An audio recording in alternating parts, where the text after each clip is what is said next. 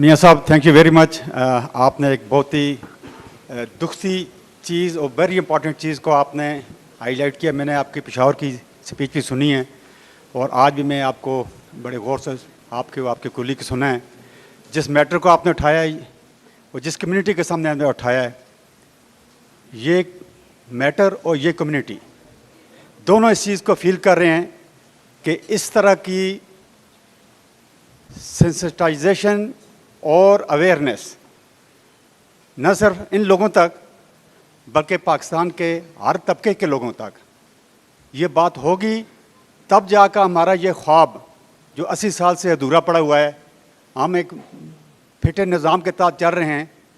इतनी बड़ी रिवोल्यूशन लाने के लिए मेरा ये बहुत अच्छा स्टेप है, लेकिन अच्छा होने के साथ साथ ये इसको बहुत वाइड बेस पर चलाने की ज़रूरत है। तो आपकी इस काविश को मैं सराहते हुए ये चीज़ ज़रूर ऐड करूँगा कि आप देखेंगे कि अगर इस तरह की एक्टिविटी न सिर्फ मेडिकल इंस्टीट्यूशन में बल्कि बाकी इंस्टीट्यूशन भी हैं, एजुकेशनल हैं और बाकी पब्लिक के, जो मुझे उम्मीद है कि हमारे मीडिया के लोग बैठे होंगे इधर, और ये बात हाईलाइट हो जाए हमारे सारे शहरों में और सारे डिस्ट्रिक्ट में, तो मेरा ख्याल है आपको पता है डोमेन हमारे जो इस वक्त चल रहा है दुनिया में, हमारे पाकिस्तान में, उसको चेंज करना इतना आसान नहीं होगा जिस तरह हमारा और आपका सबका एक ख्याल और सोच है। इसके लिए बहुत बड़ी मेहनत, बहुत बड़ी काविश, बहुत बड़ी कुर्बानी और मुसलसल मेहनत से इंशाअल्लाह ताला ये वक्त आएगा कि जो चीज़ें आपने कही हैं ये सब हमका यही ख्याल है।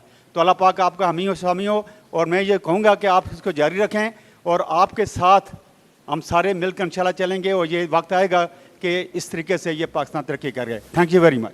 बहुत शुक्रिया जी। मैं आपसे बिल्कुल 100% एग्री करता हूँ। हमें एक सस्टेन्ड एफर्ट करनी पड़ेगी और ये एफर्ट हमने आप लोगों से शुरू की है, पढ़े लिखे नौजवानों से शुरू की है। अभी मैंने आपके सामने रखा कि 25 मिलियन तो हमारे बच्चे स्कूल ही नहीं जा रहे। जो स्कूल जा रहे हैं, जो प्राइमरी में एडमिशन लेते हैं, वो 66% क्लास 5 तक ड्रॉप आउट हो जाता है, 66%। और उसके बाद अगर आप मिडिल तक देखें तो उसमें से और तकरीबन 40% ड्रॉप आउट हो जाता है। तो आज हम आप लोगों के सामने खड़े हैं, आप वो 1% फॉर्चुनेट बच्चे हैं इस कौम के कि जो यहाँ तक पहुँच गए हैं।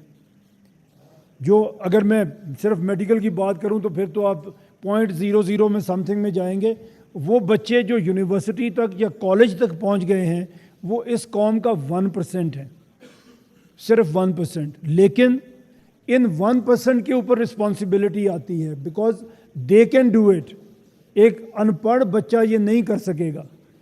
पढ़े लिखे बच्चे, पढ़े लिखे लोग अगर इसमें शामिल होंगे और वो इसको लेके आगे चलेंगे तो उनके पास ये एनर्जी भी है और वो इसका एक सिस्टम बना के भी चल सकते हैं। एक सस्टेन्ड एफर्ट आप लोग कर सकते हैं। इसीलिए हम आपके सामने ये बात लेके आए हैं और इसलिए यहीं पे कर रहे हैं। पब्लिक गैदरिंग में नहीं कर रहे, किसी और जगह पे नहीं जा रहे, अपने पढ़े लिखे बच्चों के पास जा रहे हैं कि इस कौम ने आपको यहाँ तक पहुँचाया है और आप सिर्फ 1% हैं। 99% को ये कौम यहाँ तक नहीं पहुँचा सकी।